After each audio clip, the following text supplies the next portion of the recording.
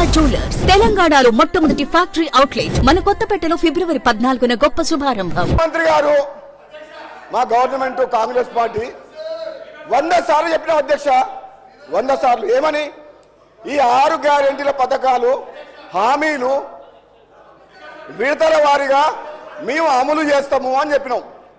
అమలు చేస్తాము అని చెప్పి మా గవర్నమెంట్ కమిట్మెంట్ తోటి ఉన్నది. ఆల్రెడీ కొన్ని కమిట్మెంట్ ఫుల్ఫిల్ చేసింది. మీరు ప్రతిసారి అసెంబ్లీలో కానీ బయట కానీ అబద్ధాలు ఆడినరు. మీరు ఎప్పుడు చేస్తారు అని అన్నారు. మీరు వచ్చి 2 నెలలు అయింది. మీరు 10 ఏళ్ల పాటు డబుల్ బెడ్రూమ్ ఇల్లు కట్టిస్తున్నారు, నిరుద్యోగ వృత్తి ఇస్తున్నారు, 3 ఎకరాల స్థలం ఇస్తామన్నారు, ₹1,00,000 రుణమాఫీ చేస్తామని చెప్పి 5 ఏళ్ల కింద 2018లో ఎన్నేళ్లకు చేసింది అధ్యక్ష? వీళ్ళు ఇచ్చిన హామీల విషయంలో ఏమో వీళ్ళు గతంలో 10 ఏళ్లు పరిపాలించి ఒక్క హామీ నెరవేర్చలేదు.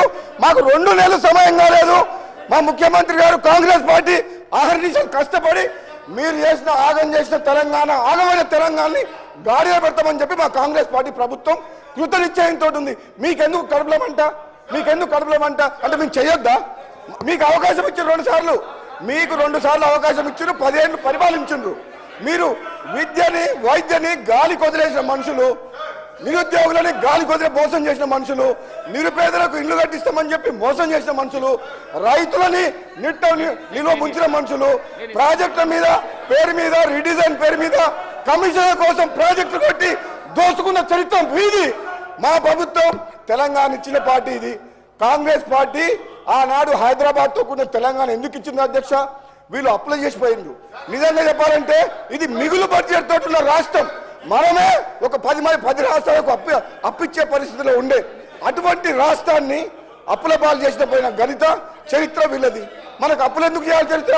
మనకు హైదరాబాద్ నగరం ఉంది, బోలెడంత ఆదాయం వస్తుంది. ఈ ఆదాయంతో తెలంగాణను అభివృద్ధి చేసుకోవచ్చు. వీళ్ళు స్వార్థం కోసం అప్పులు చేసి తెలంగాణ రాష్ట్రాన్ని అప్పులు చేసింది. మళ్ళా మాకు ఈరోజు ఏమంటున్నారు? మీరు ఎట్లా చేస్తారో అంటారు, మేము ఇచ్చిన హామీలు ఎట్లా చేస్తారో అంటారు. మేము చేస్తాం, మేము నిరూపిస్తాం, ప్రజలకు ఇచ్చిన మాట నెరవేరుస్తాం. వీళ్ళు తట్టుకోలేరు అధ్యక్ష, వీళ్ళు తట్టుకోలేరు. మమ్మల్ని తట్టుకునే శక్తి వీళ్ళకి లేదు.